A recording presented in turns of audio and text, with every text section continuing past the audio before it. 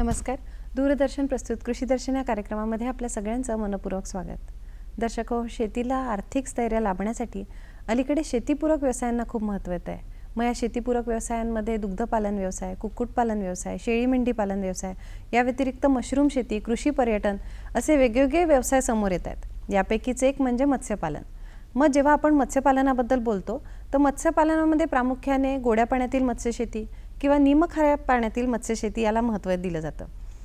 आता गोड्या पाण्यातील मत्स्यपालन जेव्हा आपण शास्त्रोक्त पद्धतीने करतो, यामध्ये नेमकं पाण्याचं आणि मातीचं व्यवस्थापन कसं करायचं याबद्दल आज आपण चर्चा करणार आहोत. आणि या विषयावर मार्गदर्शन करण्याकरता आज आपण आपल्या स्टुडिओमध्ये आमंत्रित केलेल्या डॉक्टर पठाण सरांना. नमस्कार सर, स्टुडिओमध्ये आपलं स्वागत. नमस्कार मॅडम. सरांबद्दल सांगायचं तर सर सहयोगी प्राध्यापक आणि विभाग प्रमुख म्हणून मत्स्यविज्ञान महाविद्यालय, महाराष्ट्र पशु आणि मत्स्य विज्ञान विद्यापीठ येथे कार्यरत आहेत. तर सर आता आपण चर्चेला सुरुवात करू. आजचा विषय खूप महत्त्वाचा आहे. सर सर्वप्रथम आम्हाला हे सांगा की मत्स्य संवर्धन म्हणजे नेमकं काय? पाण्यामधील समतोल राखून ठराविक माशांची जोपासना करून भरघोस उत्पादन मिळवणे म्हणजे मत्स्यपालन. तर हे जलीय प्राणी असून यामध्ये आपल्याला जे माती आणि पाण्याचे जे व्यवस्थापन आहे हे अति महत्त्वाचं असून यामध्ये आपण जी मत्स्यशेती करतो यामधून आपलं जी याचं व्यवस्थापन केल्याने आपण चांगलं उत्पादन काढू शकतो. अच्छा सर, जेव्हा आपण मत्स्य संवर्धनाबद्दल बोलतो तेव्हा जलीय पर्यावरण ही टर्मिनॉलॉजी समोर येते. मग नेमकं जलीय पर्यावरण म्हणजे काय? जे जलीय प्राणी आहे आणि त्यांचे वातावरणामध्ये राहिलेले भौतिक, रासायनिक हे गुणधर्म यांचे परस्पर संबंध म्हणजे जलीय पर्यावरण व्यवस्थापन. अच्छा. आणि मग जेव्हा आपण गोड्या पाण्यातील मत्स्यशेतीबद्दल बोलतो तर गोड्या पाण्यातील मत्स्यशेती करताना सर नेमकी कुठली माती आपल्याला असं म्हणजे आपण वापरायला हवी, म्हणजे वालुकामय किंवा मग अजून कशी? यामध्ये बघा की जे मातीची जी संरचना असते ते 3 प्रकारची असते. त्यामध्ये सँड म्हणजे वाळू, सिल्ट म्हणजे गाळ आणि क्ले म्हणजे चिकन माती. याचा जो आपल्याला जे कंपोजिशन आहे यावर भर देणं अति आवश्यक आहे. आणि वाळुकामय चिकन माती हे जे आहे हे याला आपण सँडी क्लेई लूम जे आहे हे एकदम उत्तम सॉइल जे आहे ते आपण या ॲक्वाकल्चरसाठी आपण वापरू शकतो. बरोबर.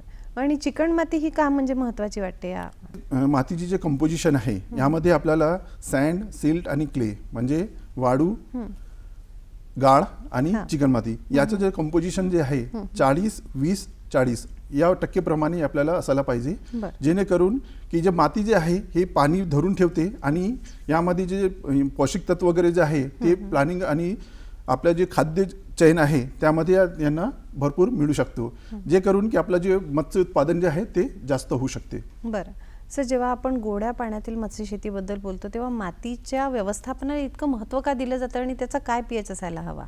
माती जी आहे हे यामध्ये जे काही यौगिक तत्व असेल, पौष्टिक तत्व असेल आणि जे न्यूट्रिएंट्स वगैरे जे काही असेल ते पाण्यामध्ये जातात आणि याचं जे परिणाम जे आहे आपल्या माशाचे वाढीवर पडतात. म्हणूनच आपल्याला हे मातीचे जे योग्य माती जे आहे ते सिलेक्ट करणे गरजेचं आहे. आणि या मातीचं जे पीएच आहे ते तटस्थ असायला पाहिजे, म्हणजे न्यूट्रल 6.5 ते 7.5 असं असायला पाहिजे. बरं. जेव्हा आपण या मातीबद्दल बोलतो तर तिची पाणी धारण क्षमता जी असते सर ती महत्त्वाची असते का या व्यवस्थापनामध्ये, किंवा ती किती असली पाहिजे? हां, हे अति महत्त्वाचे आहे. कारण की आपण तलावामध्ये पाणी टाकलं आणि ते पाणी पूर्ण पर्क्युलेट झालं खाली, तर यामध्ये आपल्याला जे व्यवस्थापनासाठी जे आपल्याला जे परत परत पाणी आपल्याला तिथे टाकावं लागेल आणि जेणेकरून आपला जी खर्च जे आहे ते वाढेल. म्हणून जे आपली जी माती जी आहे ते पाणी धरून ठेवणारी माती असायला पाहिजे आपल्याला. आपण पाण्याच्या व्यवस्थापनाबद्दल पण बोलणार आहे सर, पण माती व्यवस्थापनाबद्दल जर आपण अजून सविस्तर सांगू शकलात तर अजून काय सांगाल की अजून मातीचं व्यवस्थापन कुठल्या पद्धतीने करायला पाहिजे? मातीत एक अति महत्त्वाचं आहे त्याची खोली, म्हणजे ते 1.5 ते 2 मीटर प्रमाणे असायला पाहिजे.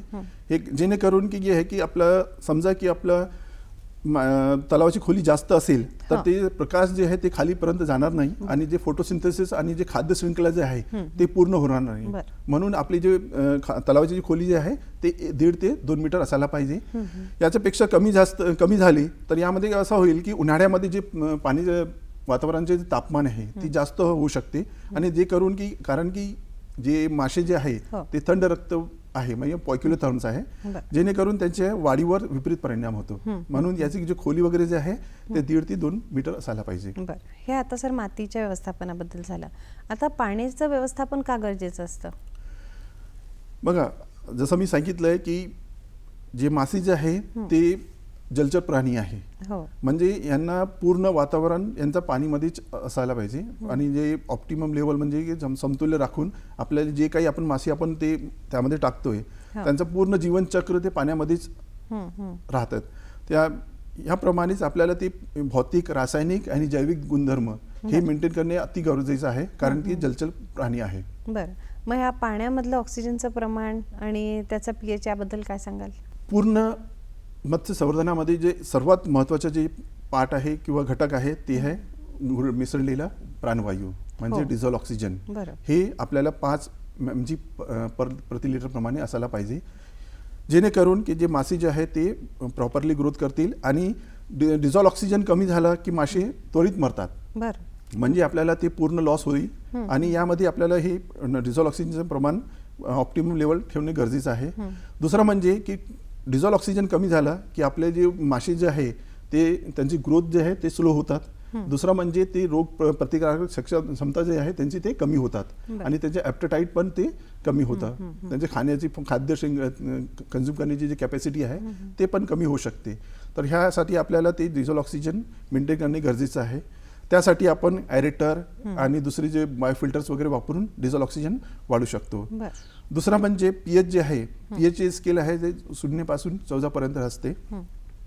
0 पासून तर 6.5 पर्यंत हे अम्लीय मानतात, ॲसिड मानलं जातात. त्याच्यानंतर तटस्थ म्हणजे 6.5 ते 8.5 हे तटस्थ म्हणजे न्यूट्रल पीएच असं मानलं जातात. त्याच्यानंतर क्षारयुक्त असते, त्याचं 8.5 to 14 पर्यंत जे आहे ते क्षार असते. तर हे पीएच आपल्याला मेंटेन करणे गरजेचं आहे. हे पीएच मेंटेन करण्यासाठी आपण वेगवेगळे प्रकारचे चुना वापरू शकतो. त्याच्या आपल्याला डिपेंड करता आपल्याला आपल्या पाण्याचा पीएच किती आहे. समजा एकदम ॲसिडिक असेल किंवा अम्लीय असेल 4 ते 4.5 यामध्ये 1000 चुना प्रति हेक्टरी आपल्याला अप्लाय करावं लागेल. त्याच्यानंतर 4.5 ते 5.5 असेल तर ते 700 kg प्रति हेक्टरी वापरावं लागेल. त्याच्यानंतर नियर टू आपल्या न्यूट्रल आहे म्हणजे 6 पॉईंटच्या जवळपास असेल तर 300 प्रमाणे आपल्याला ते चुना वापरावं लागेल. पीएच जास्त झाला तर चुना वापरता येत नाही आणि तिथे आपल्याला चुना वापरणे बरोबर नाही आहे. तर हे पीएच जे आहे याचे स्ट्रिप्स वगैरे येतात किंवा प्रोब्स वगैरे येतात, तर त्या प्रोब्स वगैरेचा वापर करून आपण पाण्याचा पीएच वगैरे चेक करू शकतो आणि त्याच्याप्रमाणे आपलं जे चुन्याचे अप्लाय वगैरे जे आहे, कारण की हे जे चुना वगैरे जे आहे आणि प्राणवायू जे आहे हे डायरेक्टली अफेक्ट करतात त्याच्या ग्रोथवर आणि आपला हे पूर्ण डिपेंड करते आपल्या प्रोडक्शन वगैरे कशा होईल. तर म्हणून आपल्याला हे समतोल राखणे गरजेचं आहे. सर, तुम्ही डिझॉल्व्ड ऑक्सिजन बद्दल आता बोललात, तसं मग कार्बन डायऑक्साईडचं कसं प्रमाण किती असलं पाहिजे? हां, यामध्ये एक डिझॉल्व्ड ऑक्सिजन आणि कार्बन डायऑक्साईडचा एक असं संबंध आहे की जास्त कार्बन डायऑक्साईड वाढलं की आपलं डिझॉल्व्ड ऑक्सिजन कमी होतो आणि या डिझॉल्व्ड ऑक्सिजन आणि कार्बन डायऑक्साईड वाढण्याचे सीझन प्रमाणे पण असू शकते, असतात बरेच वेळा. ढगाळ वातावरण झालं तर त्यावेळेस काय होतं की आपलं जे प्रकाश जे आहे ते पोहोचत नाहीये आणि पुणे रेनी सीझनमध्ये यावेळेस काय होतं की डिझॉल्व्ड ऑक्सिजन मिसळण्याचे जे प्रमाण आहे पाण्यामध्ये ते कमी होतो, कारण की लाईट नसतो त्यावेळेस. तर त्यावेळेस कार्बन डायऑक्साईड जास्त वाढतो आणि यामध्ये एक जे जनरल आपल्याला सामान्यतः आपण बघू शकतो की मोठे लेझर वायर वगैरे जे आहे त्यामध्ये जे मोठी मासे जे असतात, ब्रीडिंगवर आलेले मासे जे असतात ते मरतात, कारण की त्यावेळेस त्यांना डिझॉल्व ऑक्सिजनची मात्रा जास्त लागतात आणि त्यासाठी त्यावेळेस आपल्याला ते डिझॉल्व ऑक्सिजन वाढवणे आणि त्याच्या जे ऑप्टिमल लेवल मेंटेन करणे गरजेचं आहे. तर म्हणूनच आपल्याला ते कार्बन डायऑक्साईड आणि ऑक्सिजन हे बरोबर मेंटेन करणे गरजेचं आहे. आणि जे कार्बन डायऑक्साईड आहे ते 10 mg प्रति लिटर पेक्षा जास्त नसावं. बरं, आता आपण डिझॉल्व्ड ऑक्सिजन आणि कार्बन डायऑक्साईडबद्दल बोललो सर, आणि ओव्हरऑल जर आपण विचार केला, कारण सतत हवामान बदलत असतं, तर तापमानाचा कसा काय परिणाम होतो? म्हणजे पाण्याचं तापमान किती असायला हवं जेणेकरून मासे जे आहे ते कम्फर्टेबल राहतील? बघा, आपल्या जे या विदर्भाच्या वातावरणामध्ये आपण बघितलं तर आपल्याला मासे जे जगवायचं असेल आणि भरघोस उत्पादन वाढवायचं असेल तर आपल्याला कमीत कमी 30 ते 35 प्रमाणे टेम्परेचर असायला पाहिजे. कारण की हे जे थंड रक्ताचे प्राणी आहे, पॉक्युलोथर्म्स आहे फिशेस, आणि ज्या वातावरणाचं टेम्परेचर असेल त्याचप्रमाणे त्यांचा बॉडीचा टेम्परेचर असतो. तर जास्त, आणि दुसरं म्हणजे हे की अगर जास्त टेम्परेचर वाढलं की पाण्यामधलं जे डिझॉल्व ऑक्सिजन आहे ते कमी होतो. म्हणजे आपल्याला हे दोनही गोष्ट बघावं लागेल, जे की करून की जास्त टेम्परेचर वाढलं की पाणी वगैरे ऍड करावं, ॲरेशनला करावं, जे करून की आपल्याला डिझॉल्व ऑक्सिजन पण वाढेल आणि पाण्याचं तापमान पण कमी होईल. म्हणजे सीझन नुसार पण काळजी घ्यावी लागते. सीझन प्रमाणे पण काळजी घ्यायला आपल्याला गरजेचं आहे. बरं सर, टर्बिडिटी बद्दल काय बोलाल? टर्बिडिटी आहे ना, जे आपल्या पाण्यामध्ये जे ट्रान्सपरन्सीचं मोजमाप जे आहे यामध्ये असं आहे की टर्बिडिटी आणि गढूळता हे 2 प्रकारची असते. एक तर आहे मातीयुक्त आणि दुसरी प्लवंगयुक्त. मातीयुक्त जे टर्बिडिटी आहे किंवा गढूळता जे आहे ते सीझन प्रमाणे असते. समजा की जास्त पाऊस आलं की त्यासाठी ते माती वगैरे सोबत पाणीमध्ये जे आपल्या तलावामध्ये येतात त्याप्रमाणे आपल्याला ती गढूळता निर्माण होते. आणि हे जे गढूळता आहे हे तात्पुरती असते. म्हणजे सीझन जसं जसं पाणी आपलं सेटल झालं की हे गढूळता आपोआप कमी होते. दुसरी आहे प्लवंगयुक्त. प्लवंगयुक्त म्हणजे प्लॅंक्टॉन युक्त. तर हे आपल्याला गरजेचं आहे. आणि याचा जो मोजमाप आहे ते 40 ते 60 सेंटीमीटर असायला पाहिजे पाण्यामध्ये. म्हणजे पाणी एकदम स्वच्छ असायला नाही पाहिजे, कारण की पाणी प्लवंगयुक्त गढूळता असेल त्यामध्ये म्हणजे आपल्या प्लॅंक्टॉन त्यामध्ये आहे. बरं सर, या विषयावर आपण पुन्हा चर्चा करू. तत्पूर्वी घेऊ एक छोटीशी विश्रांती. दर्शक हो, कुठेही जाऊ नका, बघत राहा कृषी दर्शन.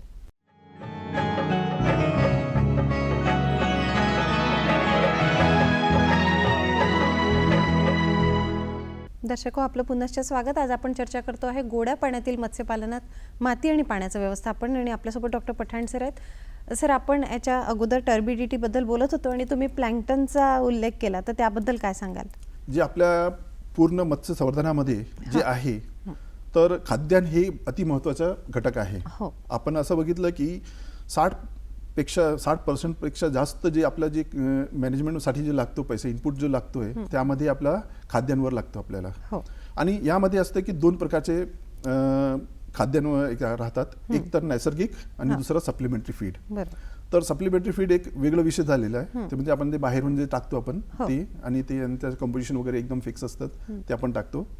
दुसरा म्हणजे नैसर्गिक खाद्य.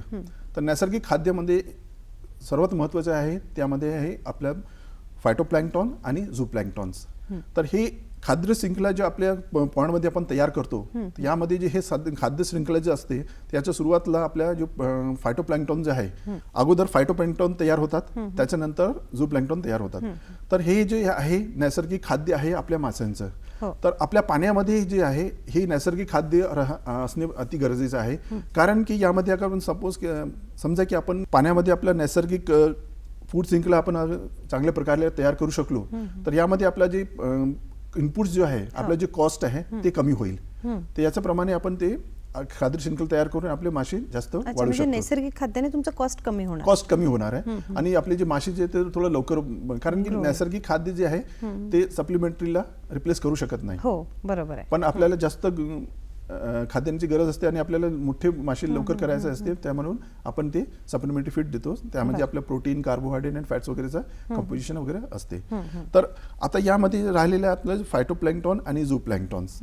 तर हे जे तयार करण्यासाठी यामध्ये आपलं जे आहे ते यामध्ये यांचं कलर पण वेगळा असतो. म्हणजे समजा की पाण्यामध्ये आपले फायटोप्लॅंक्टॉन आणि झूप्लॅंक्टॉन्स आहे की नाही, यामध्ये बघा की पाण्यामध्ये समजा की हिरवा कलर येतोय, याचा अर्थ असा आहे की आपल्या पाण्यामध्ये जे आहे जी फायटोप्लॅंक्टची क्वांटिटी जास्त आहे. आहे. बरं. दुसरा म्हणजे तपकिरी किंवा ब्राऊन कलर असेल तर यामध्ये हे दर्शवते की आपल्या पाण्यामध्ये झू प्लॅन्क्टॉन्स जास्त आहे. आता हे झालं नॉर्मल प्रमाणे आपण ओळखू शकतो की आपल्या पाण्यामध्ये फायटोप्लॅन्क्टॉन्स आहे किंवा झू प्लॅन्क्टॉन्स. दुसरा एक असते की आपण समजा पाण्यामध्ये आपल्याला जास्त डार्क ब्राऊन डार्क ब्लॅक कलरचं असं पाणी दिसत असेल, याचा अर्थ असा आहे की आपले जे झू प्लॅन्क्टॉन्स आणि फायटोप्लॅन्क्टॉन्स वगैरे जे आहे ते मेलेले आहे, म्हणजे आपलं पाणी जे आहे ते खराब झालेलं आहे.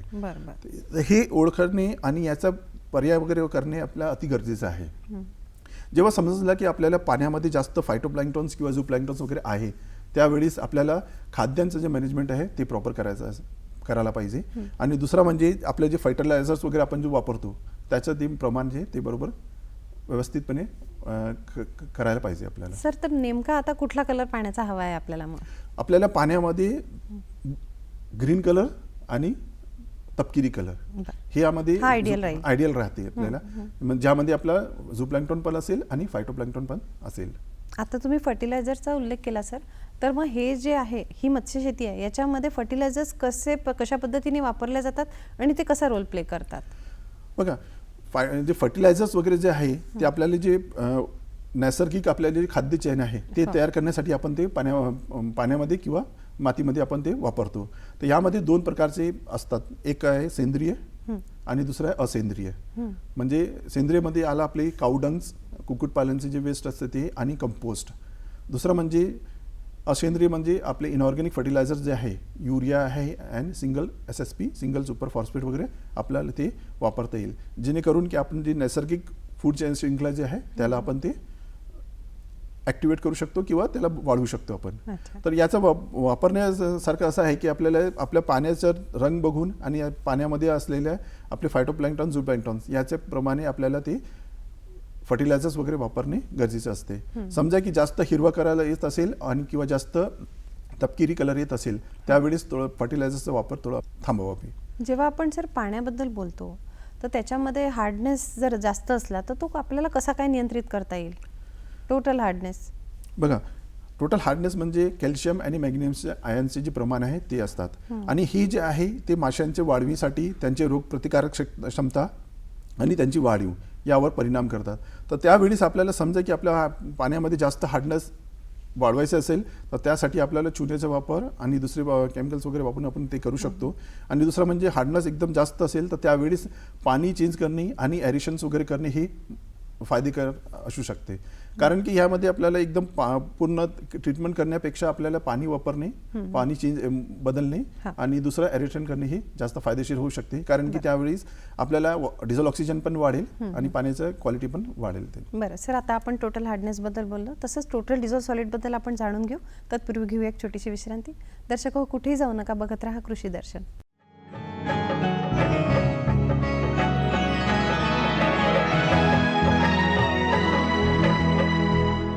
दर्शको, आपलं पुनश्च स्वागत. आज आपण चर्चा करतो आहे गोड्या पाण्यातील मत्स्यपालनात माती आणि पाण्याचं व्यवस्थापन, आणि आपल्यासोबत डॉक्टर पठाण सर आहेत. सर, टोटल डिझॉल्व सॉलिड आणि क्षारता याबद्दल काय सांगाल? याचं काय महत्त्व आहे? यामध्ये बघा की आपलं जे बॅलन्सिंग जे आयन्स वगैरे जे असतात ते म्हणजे आपल्या टोटल सॉलिड डिझॉल्व सॉलिड असते. आणि अल्कलिनिटी म्हणजे टोटल अल्कलिनिटी कॅल्शियम कार्बोनेट आणि बायकार्बोनेटचे जे कंपोजिशन असतात ते असतात. त्यामध्ये आपल्याला 60 ते 300 पर्यंत आपल्याला PPM प्रमाणे अल्कलिनिटी असायला पाहिजे. आणि TDS जे आहे 50 ते 150 पर्यंत आपल्याला असायला पाहिजे. तर यामध्ये असं आहे की जे आपल्याला जे माशांचे जे टोटल ग्रोथसाठी जे आहे हे जे टोटल डिझॉल्व सॉलिड्स आणि अल्कलिनिटी हे महत्त्वाचे घटक आहे. समजा की आपल्या पाण्यामध्ये आपण सर्व काही बरोबर व्यवस्थित करतोय आणि आपले मासे वाढत नाही आहे, तर याचा अर्थ असा आहे की आपल्या ह्यामध्ये आपले जे टोटल अल्कलिनिटी जे आहे, कारण की हे कॅल्शियम कार्बोनेट असते, तर यामध्ये जे ग्रोथ आणि त्याचे जे परफॉर्मन्स आहे त्यावर अवलंबून असते. तर टोटल अल्कलिनिटी कमी जास्त असले की आपल्या याचा परिणाम डायरेक्ट आपल्या ग्रोथवर पडू शकते. तर अर्ली स्टेजेसला सुरुवातला आपले जसे बीज वगैरे आपण टाकले त्यावेळीस आपल्याला 80 PPM प्रमाणे, आणि जसे जसे मासे वाढत जाते त्याप्रमाणे आपल्याला 300 पर्यंत आपल्याला अल्कलिनिटी आपल्या पाण्यामध्ये असायला पाहिजे. तर हे अल्कलिनिटी मेंटेन करणे अति गरजेचं आहे. सर, जर पाण्यामध्ये अमोनियाचं प्रमाण वाढलं असेल तर त्याचा दुष्परिणाम कसा काय त्या माशांवर होईल, किंवा मग ते आपल्याला कसं डिटेक्ट होईल की अमोनिया वाढलेला आहे, त्याची लेवल वाढलेली आहे? बघा, अमोनिया जे आहे एक विषाणू आहे त्यामध्ये जी आपल्याला ही डायरेक्ट माशावर अफेक्ट करतात आणि मासे त्वरित मरतात. तर त्यासाठी आपल्याला जे आहे याचे जे प्रमाण आहे, किमान प्रमाण जे आहे 0.05 पेक्षा कमी असायला पाहिजे. आणि अमोनिया जे आहे यामध्ये आपल्याला एक अति महत्त्वाचा घटक असा आहे की कारण अमोनिया वाढण्याचे कारण का असते. सर्वात प्रथम आहे की आपलं जे फीड मॅनेजमेंट, आपण जे काही आपण फीड वगैरे आपण पाण्यामध्ये टाकतो तर मासे जे कन्झ्युम करतात आणि त्याचं जे राहिलेलं जे खाद्य आहे ते खाली पाण्यामध्ये राहतात आणि हे जे राहिलेलं खाद्य जे आहे तर हे अमोनियाचं प्रमाण वाढवतं. दुसरा एक्सक्रिशन वगैरे जे असतात माशांचं ते आहे आणि दुसरं पॉल्युटेड वगैरे वॉटर वगैरे पाण्यामध्ये आलं की त्याचं प्रमाण पण आपल्याला पाण्यामध्ये वाढतात. तर यामध्ये माशामध्ये असं होतं की पहिल्या तर आपल्या मासे मरतील, दुसरं आहे की त्यांची जे ऑक्सिजन कॅरिंग कॅपॅसिटी जी असते ते कमी होतात, रोग प्रतिकारक क्षमता जी आहे ते कमी होते आणि याचे पूर्ण परिणाम म्हणजे आपल्याला जे आपलं फिश कल्चर जे आहे, आपले जे मासे जे आहे ते कमी प्रोडक्शन त्यांचा कमी होईल. तर यासाठी आपल्याला खाद्यान्नाचं प्रमाण मेंटेन करणे गरजेचं आहे. दुसरं म्हणजे की समजा की आपल्या पाण्यामध्ये अमोनियाचं प्रमाण जास्त वाढलं तर सर्वात प्रथम आपल्याला ते थांबायचं म्हणजे फिडिंग. कारण की आपण हे जे तयार होण्याचे जे मेन कारण आहे ते फिडिंगच आहे. आणि दुसरा म्हणजे की जे फर्टिलायझर्स वगैरे जे आपण जो वापरतो त्याचं प्रमाण कमी करायचं आहे. ह्याने करून की आपण ते पाण्याचे जे अमोनिया जे आहे कमी करू शकतो. दुसरा म्हणजे याचा उपाय म्हणजे पाणी चेंज करणे, ॲरेशन करणे आणि सतत पॅडलिंग वगैरे करून आपण पाण्याचं जे अमोनिया आहे ते आम्ही कमी करू शकतो आपण. बरं सर, आता हे जी गोड्या पाण्यातील मत्स्यशेती आहे याबद्दल काही प्रशिक्षण तुमच्या विद्यापीठामार्फत किंवा कॉलेजमार्फत दिले जातात का? प्रशिक्षणासाठी आमच्याकडे विस्तार विभाग आहे, एक्सटेन्शन डिपार्टमेंट्स आहे आणि बाकी आमचे डिपार्टमेंट्स जलीय पर्यावरण व्यवस्थापन विभाग, मत्स्य संवर्धन विभाग, बाकी विभाग पण आमचे जे आहे ते वेळोवेळीच प्रशिक्षण कार्यक्रम वगैरे आयोजित करतात. ते पेड पण असू शकतात आणि फ्री पण असतात. डिपेंड ऑन जसं काय आमच्याकडे स्कीम वगैरे असतात त्याप्रमाणे प्रशिक्षण आम्ही घेत राहतो वर्षभर. खूप छान तुम्ही माहिती दिली सर. तर दर्शक हो, आज सर आपल्याकडे आले आणि गोड्या पाण्यातील मत्स्यपालनामध्ये माती आणि पाण्याचं व्यवस्थापन शास्त्रोक्त पद्धतीने कसं करायचं हे आपल्याला सांगितलं. आणि माती आणि पाण्याचं व्यवस्थापन हे किती गरजेचं आहे आज आपल्याला कळलं. कारण माती आणि पाणी व्यवस्थित नसलं, त्याचं व्यवस्थापन व्यवस्थित नसलं तर त्याचा डायरेक्ट परिणाम हा आपल्या माशांवर होत असतो, त्यांच्या वाढीवर होत असतो, त्यांच्या इम्युनिटीवर होत असतो. तर हे फार गरजेचं आहे. सर, तुम्ही आज वेळात वेळ काढून आमच्याकडे आलात त्याबद्दल दूरदर्शनच्या वतीने मी आपले आभार मानते. धन्यवाद. धन्यवाद.